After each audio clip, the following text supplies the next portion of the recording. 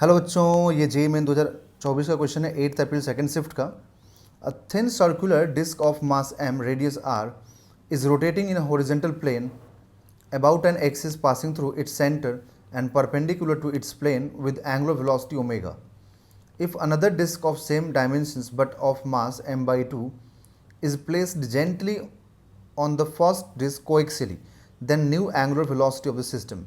देखिए बच्चों, यहाँ बोला गया आपसे क्या इन्फॉर्मेशन आपको दिया गया, देखिए पहले इसके बारे में पढ़िए। बोला गया कि एक डिस्क है जिसका मास m है।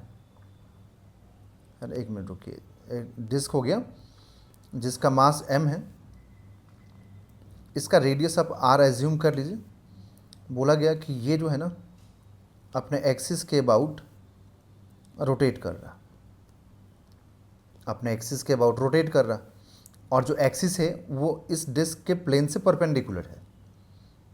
ठीक है, तो जब डिस्क में देखिए क्या होता है कि डिस्क अगर अपने एक्सिस के अबाउट, एक ऐसे एक्सिस के अबाउट जो अपने प्लेन से परपेंडिकुलर है, रोटेट करता है ना, मतलब परपेंडिकुलर टू द प्लेन जैसे आपका नोटबुक है तो नोटबुक से एक फिंगर रख दीजिए परपेंडिकुलर डायरेक्शन में, मतलब जो नोटबुक का प्लेन है ना उससे परपेंडिकुलर में, सोचिए उसके अबाउट घूम रहा है, जैसे फ़ैन होता है ना, फ़ैन रोटेट कर रहा है उस टाइप से।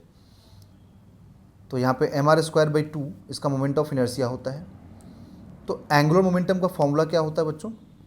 I into omega. तो अगर हम लोग इस डिस्क का एंगुलर मोमेंटम निकालें तो mr²/2 इंटू ओमेगा। ठीक है, ये हो गया इक्वेशन नंबर 1। अब बोला गया देखिए यहाँ पर कि दूसरा एक डिस्क है ना, एक दूसरा डिस्क है, another disc of same dimension but of mass m/2।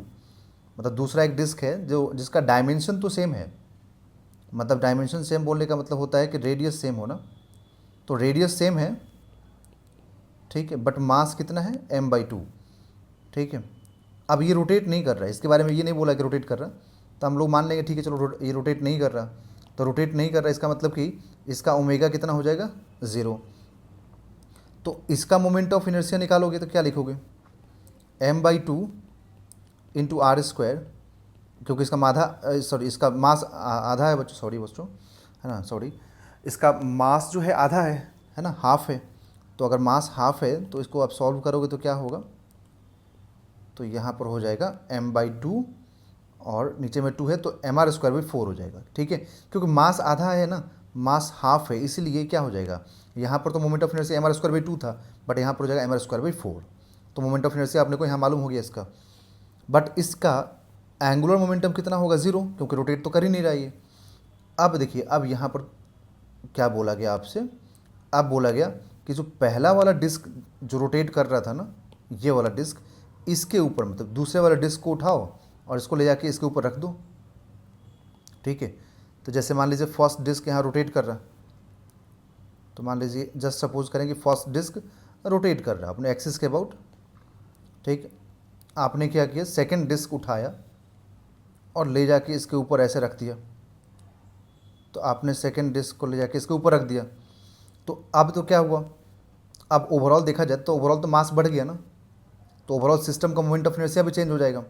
तो अब सिस्टम का मोमेंट ऑफ इनर्शिया कितना हो जाएगा, I1 + I2 हो जाएगा, क्योंकि दोनों अब एक ही एक्सिस के अबाउट रोटेट कर रहा है। तो दोनों अगर सेम एक्सिस के अबाउट रोटेट करेगा तो दोनों का मोमेंट ऑफ इनर्शिया ऐड करना पड़ेगा। तो पूरे सिस्टम का देखिए, पहले दोनों इंडिविजुअली रोटेट कर रहे थे, ठीक है, अभी दोनों एक साथ रोटेट कर रहे हैं, तो सिस्टम का मोमेंट ऑफ इनर्शिया अब हो जाएगा 3mr²/4। जबकि पहले क्या था, अलग अलग था, ये रुका हुआ था, ये रोटेट नहीं कर रहा था, ये रोटेट कर रहा था। ठीक है, समझ में आया? तो अब जब सिस्टम का मोमेंट ऑफ इनर्शिया चेंज होगा तो ओमेगा भी चेंज होना चाहिए। ठीक है, क्योंकि अब ये रोटेट तो कर रहा है, ठीक है, और हमने इसको ले जाकर उसके ऊपर जेंटली रखा भी है। तो जेंटली रखने का मतलब ये हुआ कि हमने जस्ट उस पर रख दिया है, हमने कोई फोर्स नहीं लगाया इसको रोटेट करने के लिए।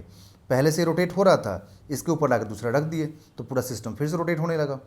ठीक है, but moment of inertia change हो जाने की वजह से यहाँ पर क्या हो जाएगा कि यहाँ पर ओमेगा भी चेंज होगा, और यहाँ पर हमने कोई फोर्स लगाया नहीं है, तो हमने कोई बाहर से फोर्स लगाया नहीं है, मतलब एक्सटर्नल फोर्स 0 है, तो इसलिए टॉर्क भी क्या रहेगा बच्चों, टॉर्क भी 0 होगा।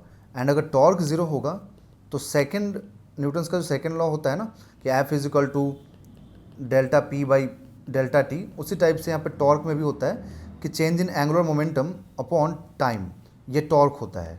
बट जब टॉर्क ज़ीरो होगा तो चेंज इन एंगुलर मोमेंटम भी ज़ीरो होगा, और जब change in angular momentum zero होगा तो इनिशियल और फाइनल आपस में इक्वल होगा। इसका मतलब एंगुलर मोमेंटम क्या रहेगा, कांस्टेंट रहेगा।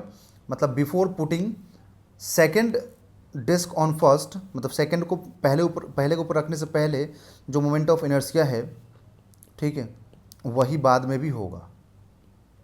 ठीक है, तो सिस्टम का इनटू ओमेगा डैश, तो I1 ओमेगा 1, तो I1 तो M R square by 2 into omega, but ये I2 ओमेगा 2 क्या था, ज़ीरो, क्योंकि सेकेंड वाला रोटेट कर ही नहीं रहा था। और सिस्टम का मोमेंट ऑफ इनर्शिया कितना, 3mr² बाई 4, ये ओमेगा डैश चाहिए हम लोगों को। तो mr² बाई 2 इंटू ओमेगा, और ये 3mr² by 4 into omega dash, तो ये mr² कैंसिल, ये 2 से कैंसिल, तो यहाँ से omega dash is equal to क्या आएगा, 2/3, मतलब ओमेगा 2 ओमेगा बाई 3। तो जो न्यू यहाँ पे आएगा एंगुलर वेलोसिटी, वो 2 ओमेगा बाई 3 होगा। That is option number 1 is a right answer.